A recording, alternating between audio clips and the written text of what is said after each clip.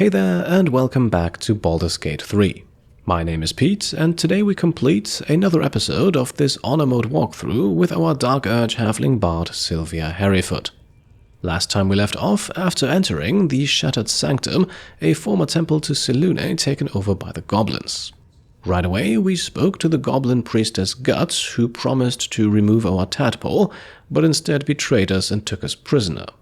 Luckily, we were saved by Corilla, a warlock serving Raphael, which allowed us to take a closer look at the tadpole that curiously popped up from the dead gut. After unlocking a nice array of new illithid powers, we traded some items, freed some prisoners, and encountered Abdirak, servant to the god of pain who put us, or rather Will, through a gruesome ritual.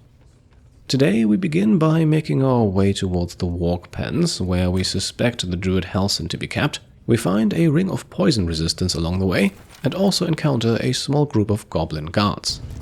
The foul stench of slaughter turns suddenly sweet through the rat's nose. Blood smell, life smell. Not like the great hollow below, which smells only of death. Once you step down by the pens, Worgie's been getting fat on your kind lately. Heading to see our new pet. It didn't seem easy, I'll give it that. Seen this mess? Flaming Fist Thuggo took a chunk out me arm last raid out. Well, I suppose it's a nice trophy, but Sylvia is not exactly a healer. Tried the priest, but she says the Absolute will set me right in time for the next raid. At this point, we can also use our background to comment on the fact that they fought Flaming Fist, something we unfortunately witnessed firsthand back at Warkeen's Rest. Fiercest thing about 'em was the wailing, till we put an end to it. Ain't none can stand against us now, not with the Absolute in our corner. Right, so the goblins remain confident, and from what we've seen with good reason, word of Gut's death has apparently not yet made the rounds. And speaking of making the rounds, we can quickly loot the sarcophagi inside this room, including this one over here, although in order to move its lid we need someone a bit stronger. Karlach will do, which gains us access to the treasure inside. What are they delaying for? Can't we just swarm the forest? Drow wants to know exactly where those adventurers came from. What are they doing? Hiding in trees? We'll smoke 'em out, no problem. Now for the moment it seems like the goblins are all still here, which gives us plenty of time to enter the Worg Pens, where we are immediately greeted by Warrior Plague making the rounds, and that is actually very convenient, as it now allows us to swiftly loot the chamber that she spends most of her time in. We find some valuables in the chest here and can now repeat the entire process over in the room on the right side. Inside of a broken cabinet we can find 3 useful spell scrolls as well as some gold. A 4th spell scroll can be found in the room's northwestern corner, right next to a healing potion. After a short wait, Warrior Plague is also back where she started her patrol, so let us now speak to her. Steal something, or at the bollocks, will ya? I'm itching to throw someone in the brick. It'll be fun, I promise. Now, under normal circumstances, we would only smile at this and walk away. However, there is actually a good reason why we want to do exactly as she proposed. There's a time and a place for smashing, but it appears this isn't it. You're getting locked up. Now, as you can see, it wouldn't cost us much to prevent a prison sentence. Nonetheless, we will follow suit and let ourselves be taken captive. This now transports Sylvia, and only Sylvia, together with Shovel, into the nearby prison cell, a pair of sturdy iron doors keeping us locked inside. Now, there are plenty of ways to escape here. For example, we could have the rest of our party try to break us out. Through the small window here, we can also steal a smoke powder bomb and a grease bottle, possibly enough to blow that gate wide open. And we are, in fact, lacking any other items at the moment, apart from the stuff that Sylvia wears on her body. Over on the wall here, there's also a few spider silk cocoons, but destroying them won't get us anywhere. There is, however, a mysterious hole in the wall that we want to inspect closer. Decaying legs protrude from the hole. A failed escape, it seems. Alright, and before we pull the body free, let's investigate. The DC of 5 here should be easily passed, even if Sylvia is not particularly skilled in this.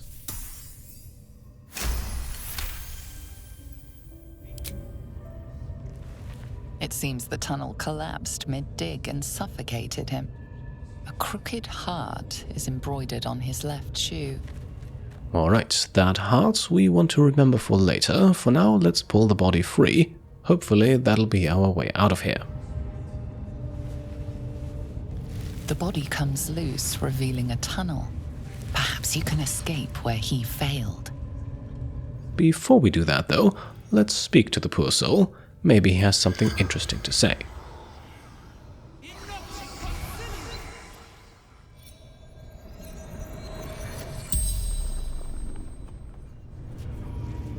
The corpse regards you, lifelessly.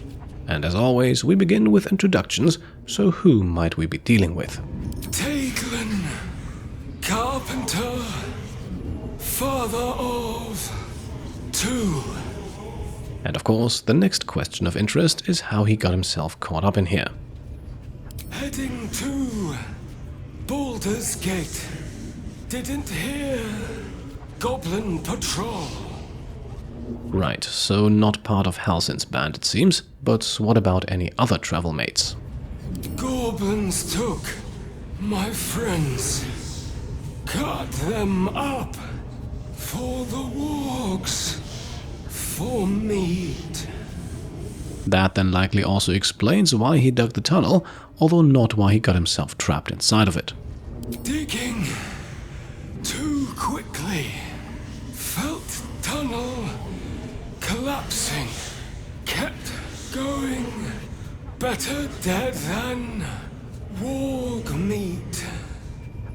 Right, and with that we have reached our final question. We're not going to ask about the bear in the nearby cell, as we can already guess where that came from, so instead let's inquire about that heart on the shoe we noticed earlier. My son Gale did it. If I ever missed him, could look down and remember him. The spell's power wanes. You can ask no more questions. Alright, and with that I would say it's time to escape.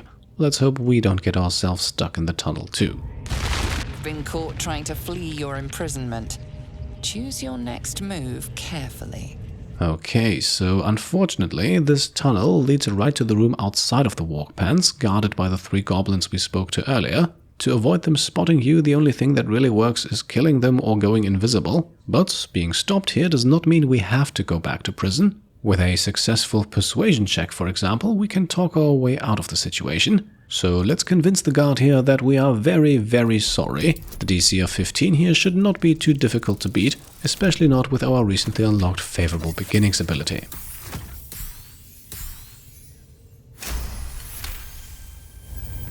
You prove hard to argue with. You're free to go. Alright, and there we go, a free woman again. And like I said, inside the room we just crossed earlier. The scrying eye was looking at me all strange. Right. What would some drow wizard in Moonrise want to look at you for? Certainly you won't be because of your beautiful eyes. What do they need to be looking at any of us for, is what I'm saying? We're all on the same side. Not like we're gonna set the true soul on fire. Well, but Sylvia might just do that. In any case, we should keep those news of a scrying eye in the back of our mind, as we now rejoin the rest of our party in the Worg Pens and begin talking to a few of the goblins in the area. Hands off. This one's for the pups. Here to see the bear? Just follow the noise. Wargs have been going crazy for it. Just hope these scraps will satisfy the bunch when they're in this state. And of course, the mention of wargs here does not surprise. We are in the Worg Pens after all. 2 of them are currently held inside this cage, and we can talk to them even behind bars. Can't you smell the fur? Fur and meat! Lots of meat!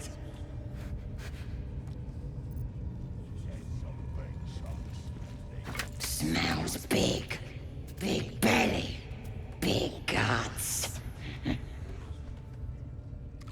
Right, so it is probably best for everyone involved if these 2 remain locked up. Our attention meanwhile has shifted to the bear in the other cell, 3 goblins, 2 children among them currently standing guard. It is likely also no secret what that bear actually is. Before we get any closer though, let's grab our equipment. Anything Sylvia had in her inventory prior to the arrest can be found in the equipment chest here. Then we wait until Plague's patrol takes her over to other parts of the Worg Pens, split Sylvia off from the rest of the party and put everyone into hiding, and then we take Sylvia and only Sylvia to approach the bear and the goblin standing in front of its cell.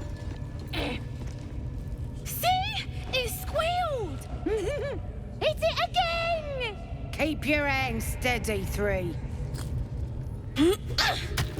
Stop them! Free me! Again! Make it squeal again.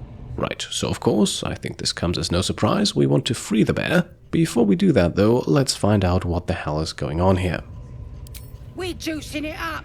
The beast came in here with those robbers, killed Dink and Mince too. Boss is thinking of serving it to the Worgs. And it makes funny noises. We made it squeal. Look, you'll see. Give me that rock. I'll show ya. Now it won't be too difficult for Sylvia to persuade these goblins to let the bear go. We could also attack them right away. However, what we want to do is pick the illithid persuasion option here, as this is actually one of the last remaining chances in the entire game to use it.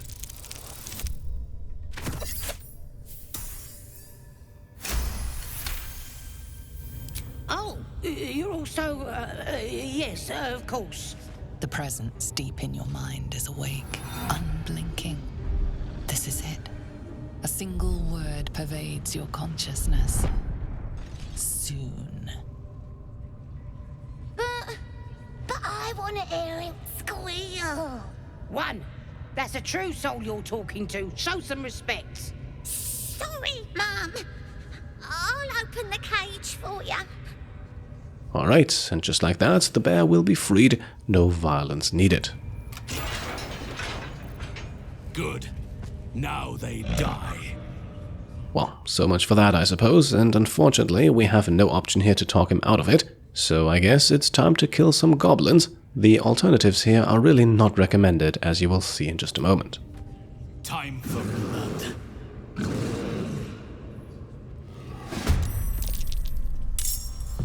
Now, combat is on, and thanks to Sylvia's extremely high dexterity, she goes first in the initiative. One quick note, if you initiate combat while the bear is still locked inside the cage, Brawler Burka here will be killed instantly. Sadly though, that would also mean losing out on the XP. Now, who or what this bear is will be revealed in due time, so I won't spoil it here. If you've been paying any attention whatsoever though, you probably have the answer already. Quick note should also be taken of the fact that the 2 Worgs here have officially joined the fight. For now, their cage door remains locked though. Now crucially, the rest of our party has not yet joined the initiative, so let's go first with Karlach, who can throw the returning pike at Beastmaster Zerg. That deals a fantastic 20 points of damage, and as you can see, she could now strike again. As a level 5 barbarian, she can now attack twice with 1 action. Before we use that attack though, let's put her into a frenzy and then switch over to Sylvia, who is going to use a bonus action offhand shot with her crossbow to hopefully put down the Beastmaster. And there we go, 1 enemy going early in the initiative defeated. Up next, we now want to deal with the 2 Worgs. As you can see, it was a bit finicky to set up, but eventually Sylvia is able to hit them both with a cloud of daggers. Now since they're both locked in here, this will be particularly effective. Let us now continue with Karlach, whose pike has returned to her and can now be thrown at the next enemy. That won't work. Unfortunately, the 90% misses, and we get a yet unfamiliar comment on that. That voice belongs to our Dream Guardian, the one who visited us in our sleep a short while ago.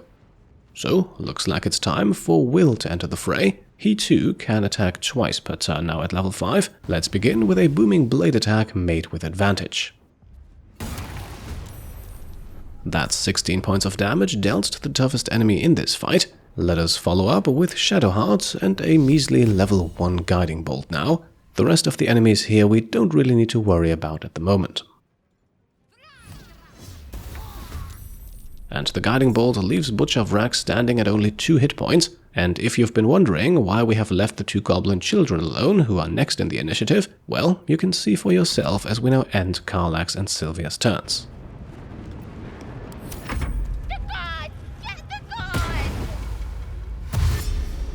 Indeed, number 1 and 3 here are certainly not interested in fighting us. Instead, they will disengage and dash towards the exit of the Worg Pens, clearly seeking to alert the guards outside. Brawler Burka is also of no concern to us, as she will always attack the bear. Meanwhile, the wargs are now trying their best to get out of their cell, but that gate is sturdy and it will take them some time. The bear then comes with multi-attack, more than enough to take care of a single goblin, and curiously, he's also able to chug a potion afterwards. And just like that, we're back to Will, who should be able to finish off this enemy. While we have him here, we can also have him loot the 2 bodies nearby. The one of Beastmaster Zerg is of particular interest, as he drops the Linebreaker boots, which give their wearer the Wrath condition when they dash, a +1 bonus to damage with all melee weapons. To end his turn then, we pull him back a bit closer towards the rest of the action, and let's not forget about Plague, who of course also joins the fight, but starts off so far away that she needs to spend her first turn just dashing. That brings us then to Shadowheart, who only has her bonus action left, but with a goblin kid in front of her running and calling for the guards, the ensnaring strike here might be useful, accessible because she's currently wielding the Woodwoad shield. And just like that, 3 is now ensnared and can't move, and as such we also gain advantage, not that we're really going to need it. Not quite sure why the warg here did not attack the gates, either way it takes more damage and we're back to the top of the turn. The situation with the 2 wargs here will most likely solve itself in 1 or 2 rounds, so instead let's focus on the 2 goblins that remain, and unfortunately that does include the young ones. Number 3 goes down, Sylvia goes invisible, and that means we can now use a slashing flourish with advantage. Let's see if that's enough to take Plague down. And there we go, we also see the Cull the Weak ability trigger for the first time, and that leaves us only with a single goblin child facing Karlach, not exactly an even matchup. At this point then, only the 2 wargs remain, and like I said, with them still not able to do enough damage to break out of their containment, the Cloud of Daggers will surely take care of things, so we can just sit here and watch and wait for the inevitable.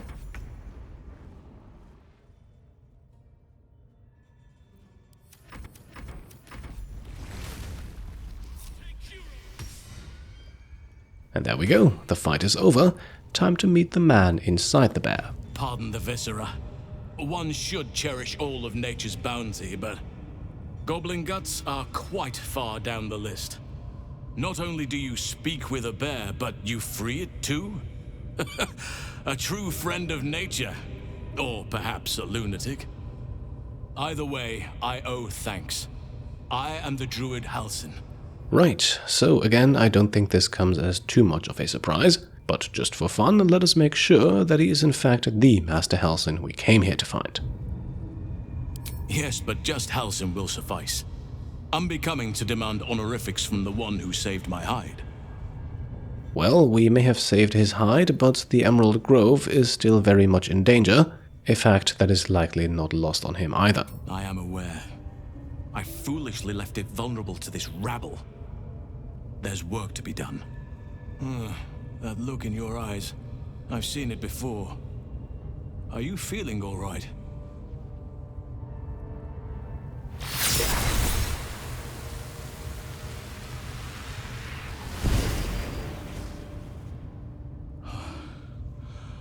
Oak Father preserve you, child. You're infected, aren't you?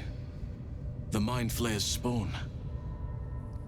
But something's different. You're aware of the monster inside you. You don't bow to the Absolute like the true souls do. How is this possible? Now, for all intents and purposes, he seems trustworthy. Nonetheless, it might be better to keep the news about Shadowheart's artifact to ourselves for now. Perhaps. But I wouldn't want to place all my faith in blind luck. It's no coincidence that you found me here, I'll wager. You're after a cure for this parasite. I've been studying these parasites for a while now, Ever since I discovered these so-called true souls are infected with them, someone is using very powerful magic to modify these tadpoles. They're using them to exert control over the infected. I'm sorry to say, I can't undo that magic, which means I can't cure you. But that doesn't mean I can't help. I didn't find what I came here for, a way to remove the tadpoles, but I found the next best thing. I found out where they come from. That must be where these enchantments are placed on them. And it's where you'll find your cure. Now, before we ask more about these origins, let us inquire about the tadpole magic, which we already learned from Auntie Ethel is not quite Mind Flayer standard. No, this is different. Altered. The magic used is beyond me. It's either not of this world or so ancient as to be lost to even nature's memory. At this point, we also want to ask how he learned all of this, considering that finding these tadpoles in the wild is a rather rare occurrence. Indeed. After we dealt with the drow that ambushed us, Nettie and I were able to inspect the corpse, and the creature that slithered out of it. I had no idea anyone beyond their ranks was infected. You have my sincere sympathies. Right, so much for curing the tadpole, although Sylvia might no longer be quite so keen on that in the first place. Nonetheless, we should seek to understand them and where they came from, so how would we do that?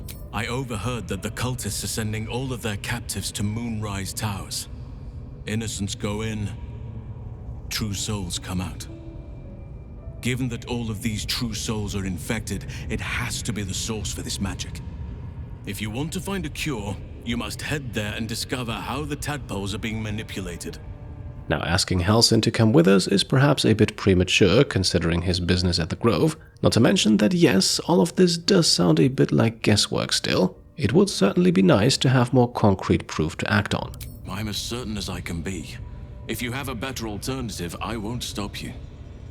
I can't stop you, in fact, which brings me to my next problem. I've no right to ask more of you, but if you could help me, I'd be free to join your journey to Moonrise. I cannot allow these butchers to threaten my grove. The natural order must be protected. Well, speaking of the Grove, there is one piece of news we have not yet shared, as the Grove was of course not only threatened by goblins believing in the Absolute, but also by Korga and her involvement with the Shadow Druids. Korga. I should have suspected she'd take things too far. I'll deal with her when I can. But there are other matters to attend to before that. Help me kill the leaders of this horde, save my grove, then I will help you. 3 deaths could win us peace.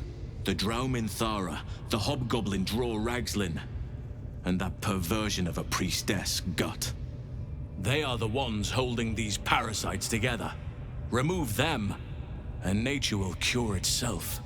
Right, now this is the point where we want to maximize our approval from this conversation, and in order to do so, we want to agree to help and happily invite Halsin along. My thanks.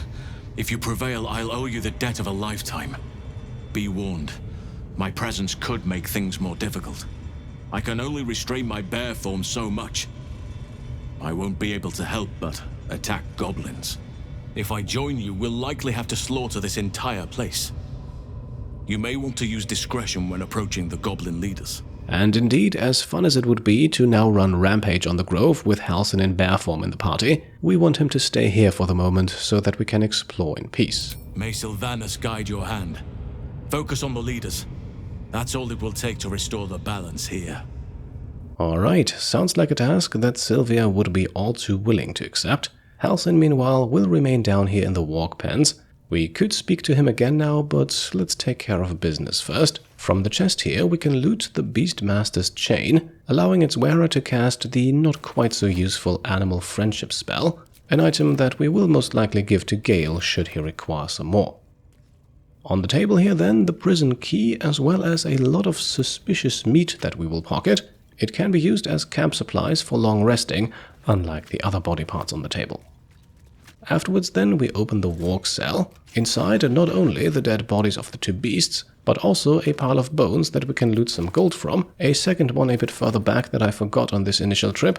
We'll come back for it in just a second.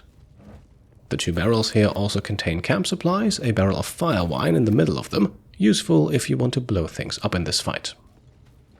From the body of Brawler Burka then we can only loot a scimitar, and the cage that Halsin was kept in is also empty. There is a small side room nearby though, the crates and barrels inside of it containing plenty of camp supplies, and there's also a chest in here that we can loot for 3 healing potions.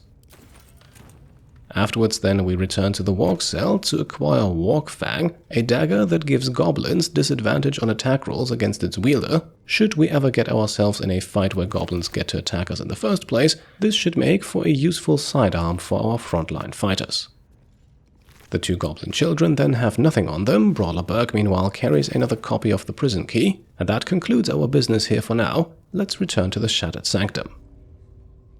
Now, since they were not alerted by the children, the goblins out here have not caught wind of what happened, and since Halsin very much declared that it's now goblin killing time, we wait for a few moments to now launch another ambush. Everyone is hidden, and we have a goblin right next to us here. Let's send Sylvia into proper crossbow range, and then unload with another slashing flourish.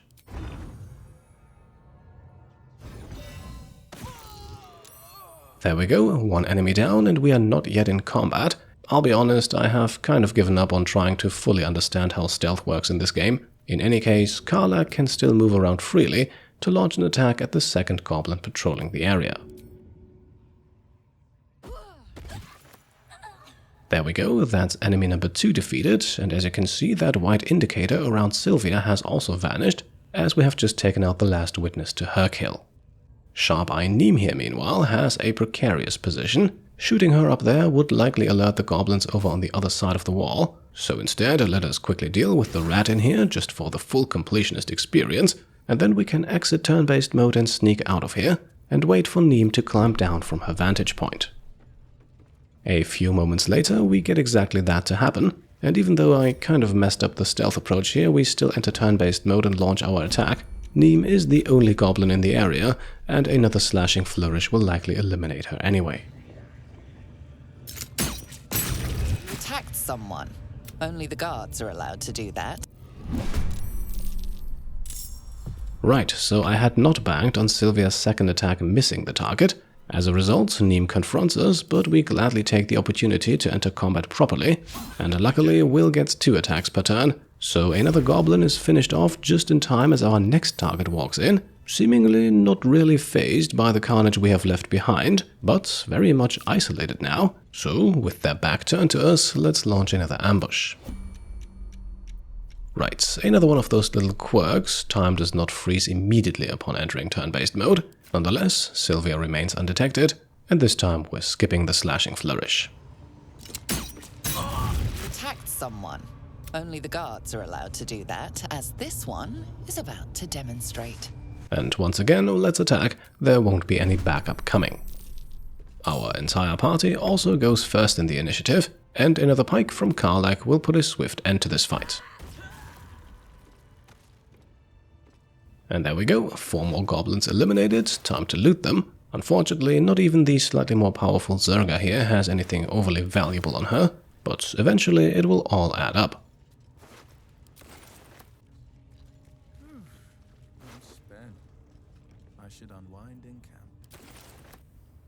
Now, we will not be able to fulfill Will's request just yet. Instead, as we make our way back to the Shattered Sanctum's main hall, we come across our next target, and with only 11 hit points, a slashing flourish is entirely unnecessary.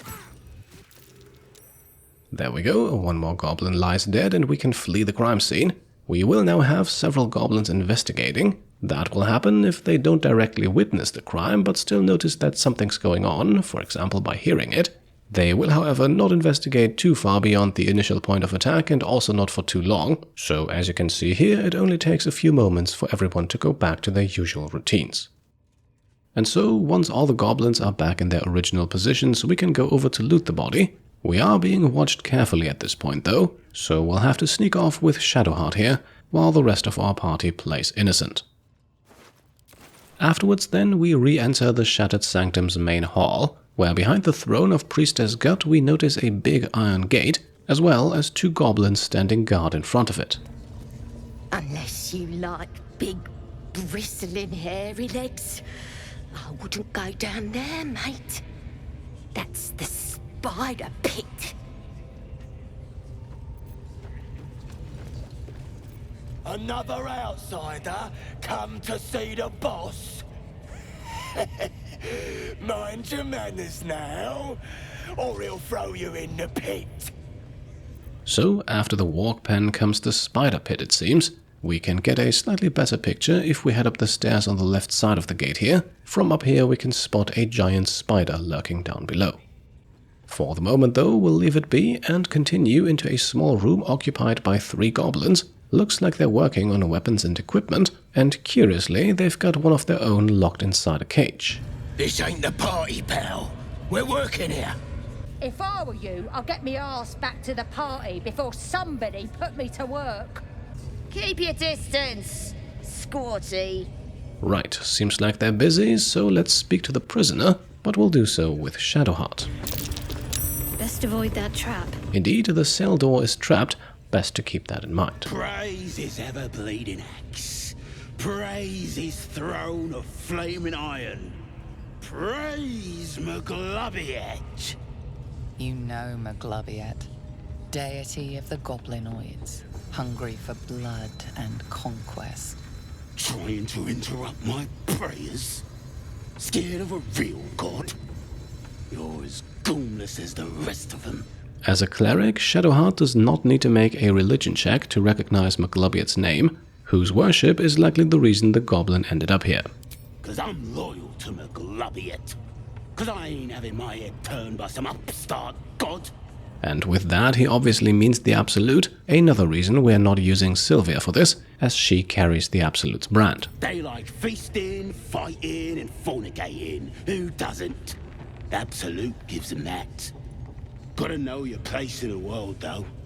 Maglubiyet's kept us in line. That's what a god's supposed to do. Right, now while I wouldn't exactly say that Maglubiyet's the kind of god whose followers we sympathize with, at the moment any damage we can do to the Absolute and her followers seems more than welcome, so let's try to free this guy. As you can see, just outside of the room there is a ladder leading to the rafters, and if we jump this small section of crumbled wall here, we suddenly have ourselves a lovely vantage point. Before we engage the goblins though, let's loot the chest here for some trinkets. There's also a dragon egg mushroom nearby and a few other options that we'll get to in a moment. For now though, the 3 goblins down below are our main targets, so let's set things up for another ambush. As you can see, all 3 of them are conveniently grouped together. Nonetheless, we will save our spell slots and simply engage with a slashing flourish, even though that is likely excessive. Right, and once more the body is spotted, but not the killer, who can therefore now attempt to strike again with her bonus action, and who has unfortunately not turned invisible because the kill technically happened outside of combat. For some reason then, this shot does not trigger combat either. I guess we'll take it and have Karlach follow up with a pike throw.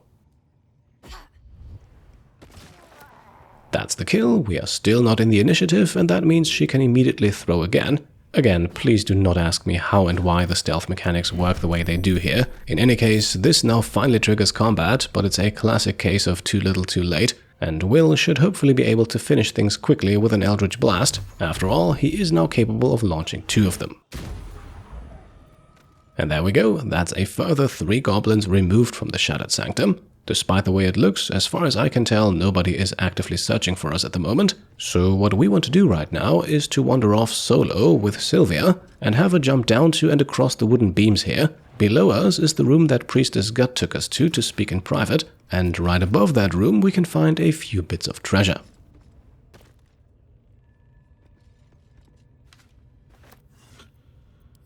This is also a convenient way to get onto that wooden platform I mentioned in the last episode. I mean this one here, overlooking the room full of explosives, its door guarded by 2 Zentarim soldiers on the outside.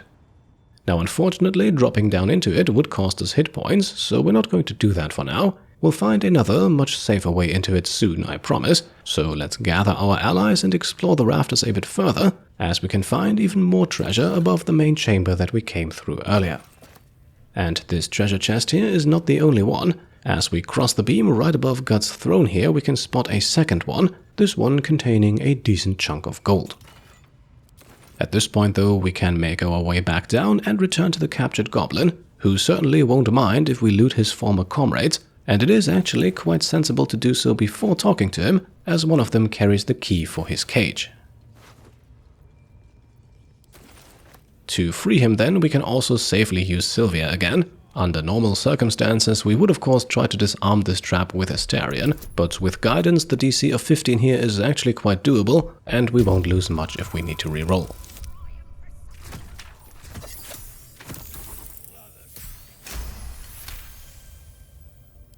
And with that, the trap is disarmed and we can safely open the door with the key.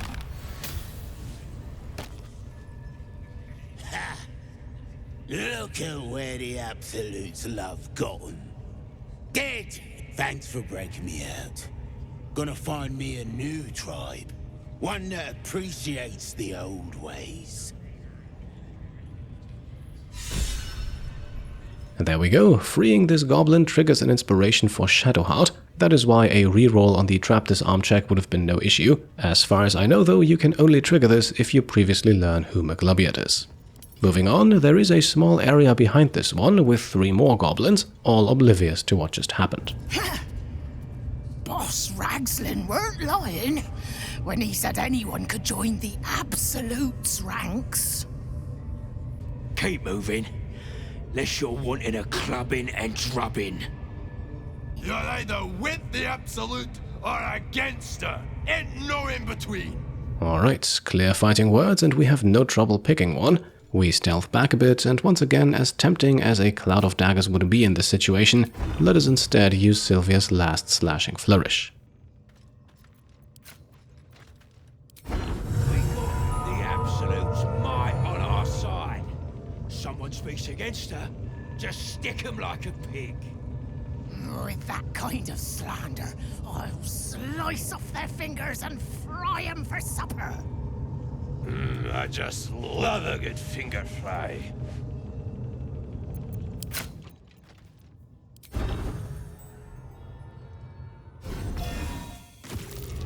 Alright, that's another kill, and since we made the mistake of never entering turn-based mode, we are now officially in combat. With a dexterity of +4, Sylvia will generally go first against these goblins, but of course we could have used turn-based mode to prevent them from searching for her immediately.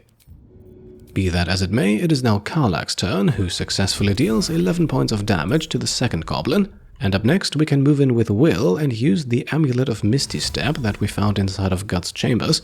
As you can see, none of this makes the goblins aware of him, so he can still use the Booming Blade from stealth. Now it is not quite enough for the kill, but the second attack is. For some reason, we can also see here that Karlach's returning pike did not do the one thing it was designed to do, so Will can grab it for her, transfer it over, and we get ready for another throw. And there we go, 3 more enemies down. We are definitely thinning out the goblin numbers quickly here. Once again, the loot on these guys is nothing spectacular, but it's all stuff we can sell to the halfling trader right inside this camp, and the area is also not entirely useless when it comes to looting. The first group of goblins here near the cage was clearly working on some weaponry, and so the crates in this room contain a decent chunk of goblin gear.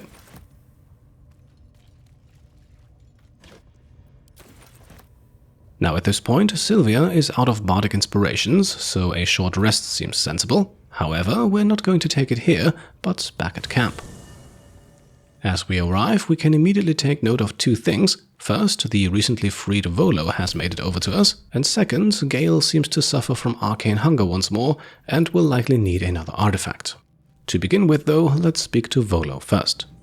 Ah, my good fellow. Quite the cozy setup you have here. I'll just make myself comfortable. Thank you so much. I was just settling in and reviewing my latest findings.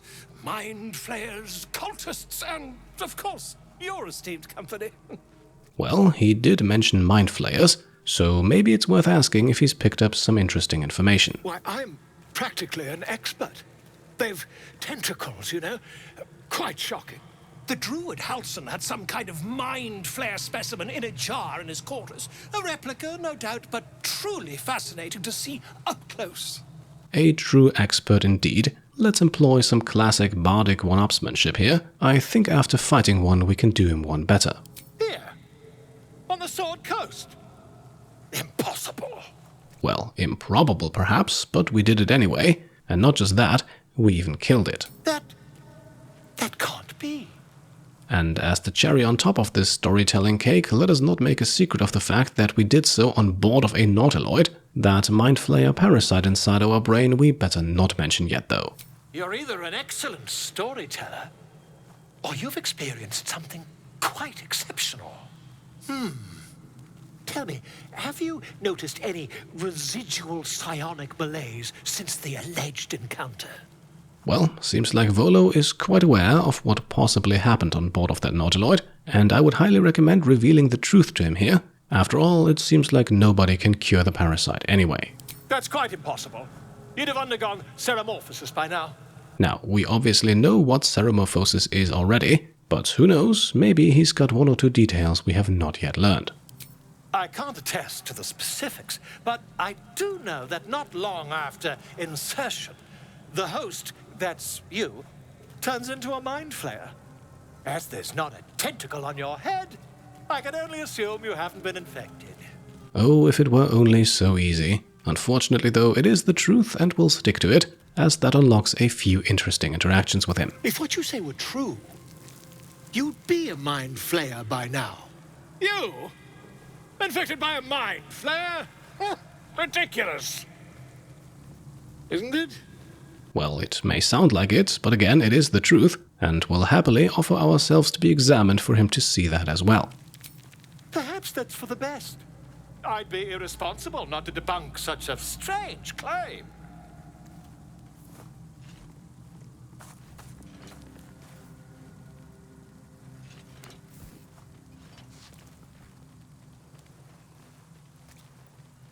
If I just peer in your eye, I could quickly... Oh, my dear sweet gods! Now, once more, I am not entirely sure how much of Sylvia still wants to get rid of this thing by any means necessary. Nonetheless, it is worth inquiring whether or not Volo can help at all. I mean, yes. I suppose I can. I'll need to research the particulars, however. Give me a bit of time, and I'll have this little issue sorted. Alright, and there we go. We receive yet another inspiration for Will for rescuing Volo and completing this quest. And the bard himself also shows himself grateful and gives us the Blazer of Benevolence, a light armor that grants temporary hit points whenever we use bardic inspiration on an ally. It is unfortunately not really all that well suited for the character build that we've got going on with Sylvia, who at this point isn't really any closer to getting rid of the tadpole inside her brain, and the fact that she's even expanded on her collection is also not lost on the rest of the party. Feeling illithid? Keynja, no good will come of devouring a gate worm, no matter what you might think. It was bad enough having just one of those tadpoles forced upon us. I can scarcely believe you actually inflicted another on yourself. Gone gods. Watching you consume that tadpole was more disgusting than the tadpole itself. Though, I suppose that's not what you wanted to talk about. Well, no tentacles yet. I suppose we can consider that a success. So, the folks in camp could certainly be happier. The one suffering the most, though, is without a doubt the wizard Gale. My condition likes being ignored as little as I do. I must consume another artifact. And soon. And of course, we've done it twice before, we are going to give him another magic artifact here. Contrary to what I said earlier, the Beastmaster chain unfortunately does not work for this, but we just received an armor from Volo that Sylvia is likely never going to wear, so how about we pick that instead? Thank you.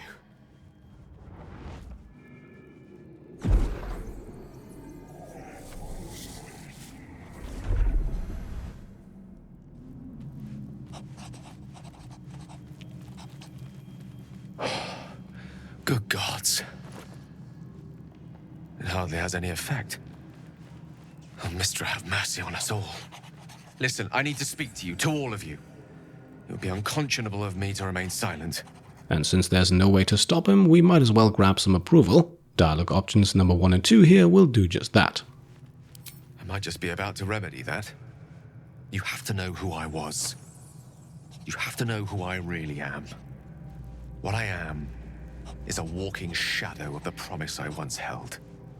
I'm what one might call a wizard prodigy, who from an early age could not only control the weave, but compose it, much like a musician or a poet.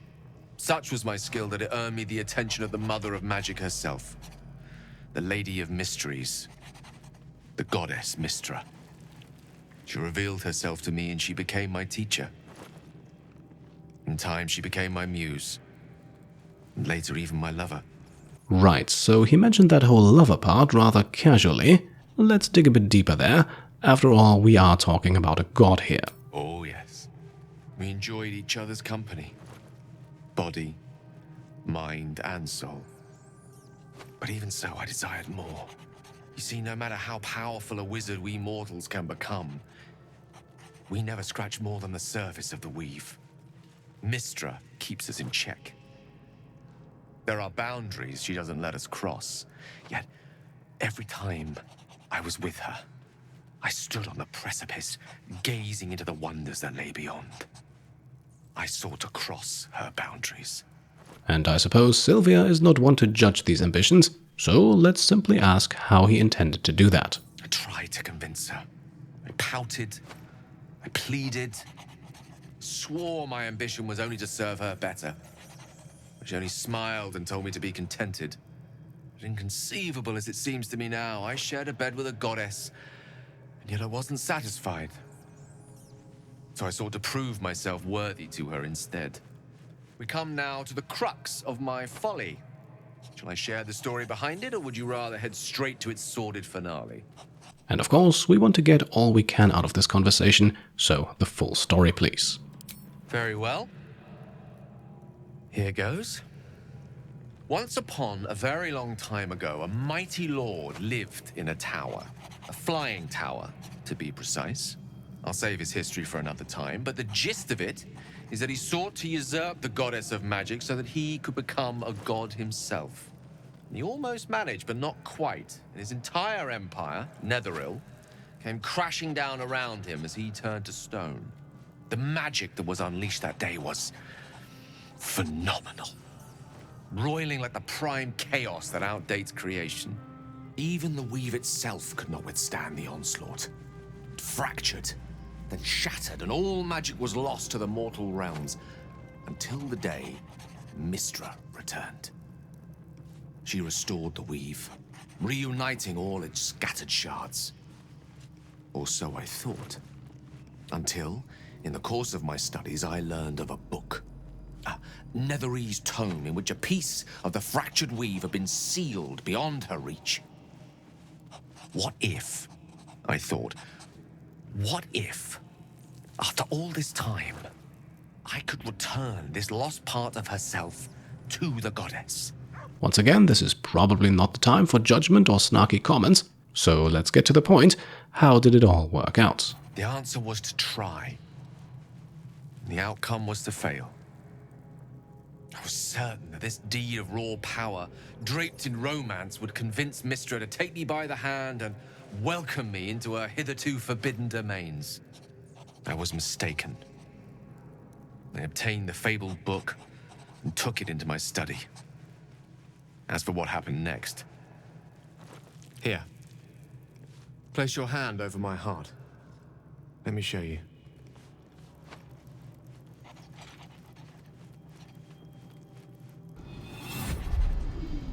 You feel the tadpole quiver as you realize Gale is letting you into the dark.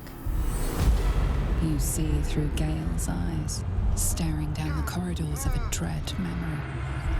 A book, bound, and suddenly opened. Inside there are no pages, only a swirling mass of blackest weave that pounces, Its teeth, its claws, it's unstoppable as it digs through and becomes part of you. And gods, is it ever hungry.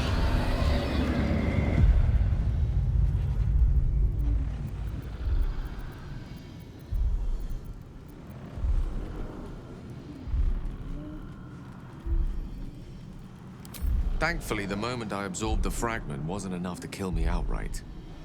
It was only the beginning.